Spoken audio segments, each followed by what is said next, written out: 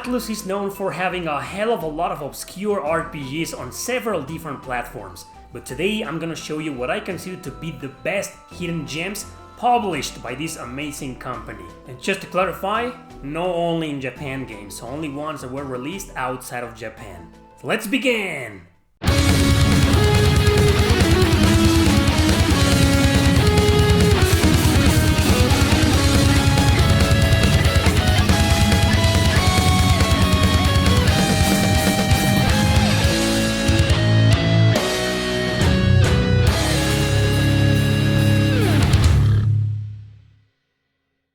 Number 10. Shiren the Wanderer. This one is part of a very obscure series that is actually somewhat big in Japan. Some games were localized, like in the Nintendo DS or the PS Vita. The one on the Wii, I still think it's the most compelling of them all. Do you need to play the others to understand this one? Not really, they're all connected like the Ys games, but not too much. So it's a roguelike RPG where you'll traverse several dungeons and areas with Shiren and party. You can use any character you want though, and it can be really useful during some puzzles or boss fights. These are usually very fun as they can give you a turn-based feeling. After all, you take your time to decide the best course of action. Anyhow, you can't go wrong with any Shiren the Wanderer game, but this is the only one published by Atlus.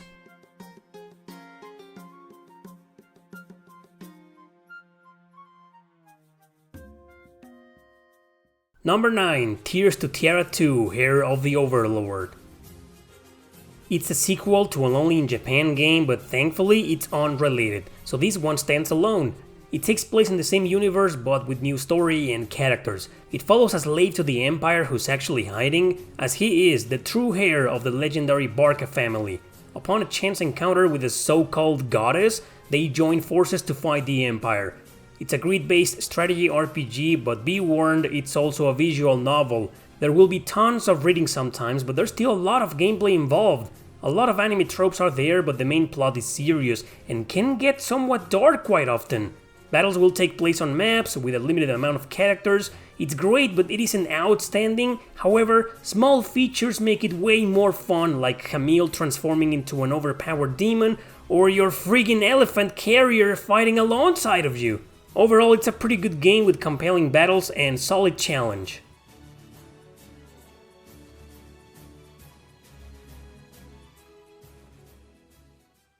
Number 8. Super Robot Tyson Original Generation.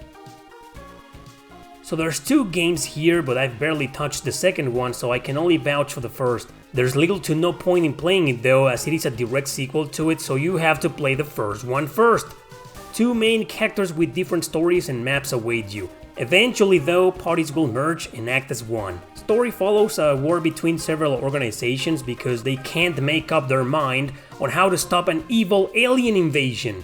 Now this game is very tricky when it comes to its gameplay. Everyone will fight in their own mech, although later you'll be able to have them equip any mech available. Battles are grid-based with a pretty simple but really fast interface. It will be easy as hell at first, trust me, but then it'll hit you with some hardcore bosses.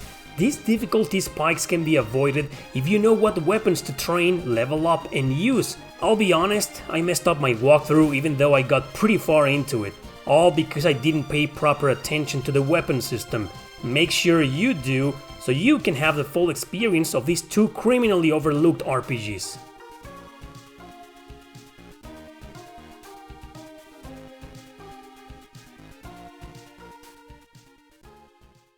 Number 7. Summon Night Starcraft Story. Another duology on the Game Boy Advance is this pair, spin-offs of the obscure Summon Night series. So far I've only finished the first one, so that's the one I'll talk about. Though I'd like to say that what little I played of the second left me with a good taste. Didn't seem to be directly related to the first game though. Anyway, you can choose between a guy or a girl, and based on a small questionnaire, you'll get a different summon to aid you in battle. It's all about entering the tournament to decide who'll be the next craft lord, so your goal is to improve the weapon crafting and fight in this tournament and win it. But of course the plot will diversify into an evil plot taking place around the continent. This 2D battle system will remind you of the earlier Tales games, but you have no party members. Controls are very technical, but once you get used to a certain weapon, I suggest you stick to it until the end. I really enjoy this game and its lovely soundtrack full of catchy tunes. Encounter rate is really high here though, but you can control it with certain items or simply escape quickly from battle. The interface is so quick, I don't think it'll get on your nerves.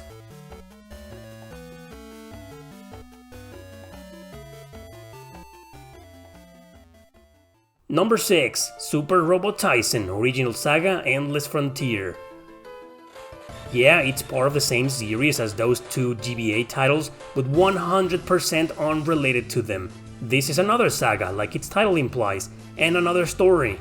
It also has a sequel, but it never came out of Japan. It's an overly sexualized RPG with some really outstanding... yeah. Story hooks you up from the start though, despite its anime tropes and frequent comedic moments. It just has a lot of personality and some really memorable characters. Yeah, memorable in all sense of the word. Endless Frontier is a turn-based RPG with characters fighting on one side of the screen. You'll be able to execute several combos alone or together to do massive damage. If it looks familiar, it's because this game was developed by Monolith Soft, same studio who did Xenoblade, Namco Cross Capcom, and of course, Project Cross Zone 1 and 2. You know I'm a huge fan of the battle mechanics in those crossovers, so obviously I love the heck out of this one too.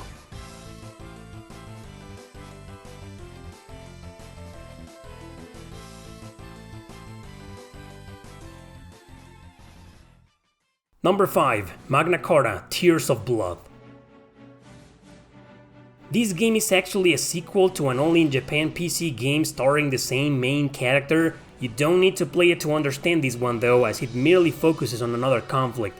It's a Korean RPG, one with some rather interesting art like Endless Frontier, but also very unique in terms of gameplay. You'll control the mercenaries Tears of Blood caught up in the middle of a racial war. In between of this mess, the little Callens will meet the amnesiac Reed, who seems to be darkly connected to it all. Check out this battle system where you can move around within a time limit with your selected character. The goal is to position them close to your enemy so they can trigger this ring system. You will need to click the shown buttons at the right time so the attack or skill can work. You can use just one character for the entire battle if you want to, but I suggest using them all for more strategic purposes. Overall, this is a great game and definitely the best Korean RPG I've ever played.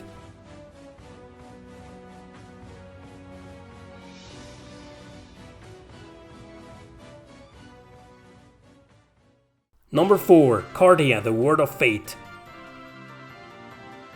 Cardia is yet another game where you'll choose between two main characters. Most of their missions will be different, but about half of the story scenes will be the same.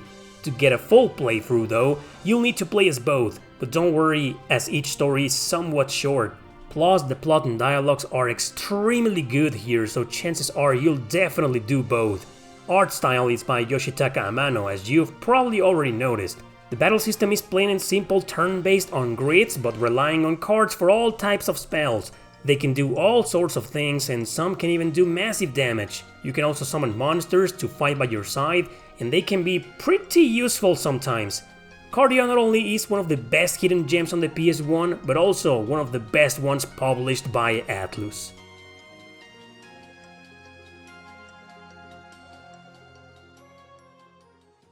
Number 3. Hexis Force.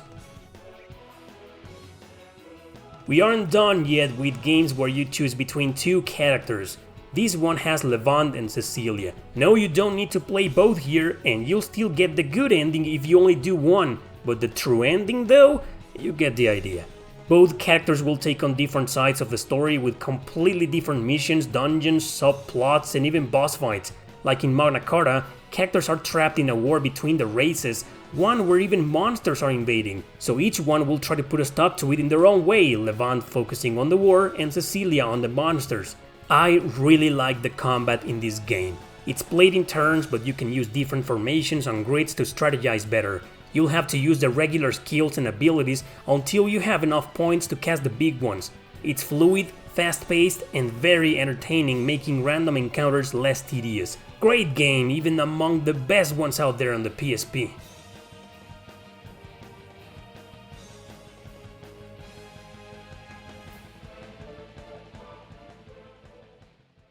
Number 2. Eternal Poison. Instead of having 2 main characters, this one has 5, although the 5th one is optional and unlocking him is a huge pain in the ass. The other 4 play totally different perspectives with their own companions and part of the plot, plus most of their maps will also be different.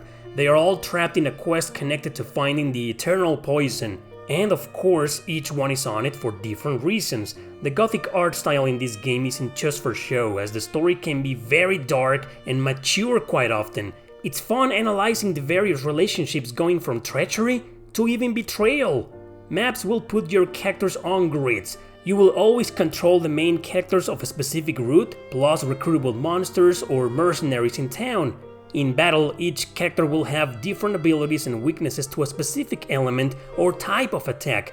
Animations are badass here, but they take a while to load. If that bugs you, just turn them off. Not much else I can say about a game I've covered to death here. It's pretty much a pillar of this channel. And you know what other game is also a pillar here? Grow Lancer, Heritage of War. You'll play through several different story arcs until you reach the main one. On each, you'll see the tragic problems this continent is facing. A cold war, low resources, starvation, and monster invasion. So all characters will have to think hard on a solution to all of these issues as they journey across different lands. Not every mission will be top-down view, but most of them will. That way you'll get a wider perspective on the mess going on down there. Cause Heritage of War isn't just an action RPG, it also combines RTS elements. For your party members, you'll have to select their actions and positions during the main missions. As for the character you control, you can also do the same or pretty much run towards your enemies and attack them. I love the variety in mission objectives, the creativity in them, the story arcs, the plot, the art style, the characters, the music. Masterpiece.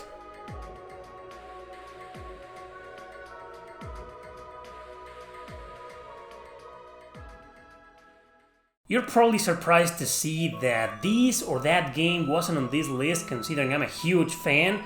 Well, that's because those games are no longer hidden gems and they're probably more underrated. Which means I have yet another Atlus list coming in the near future. Yeah, thanks for watching, don't forget to subscribe and share this video with your friends. See you next time!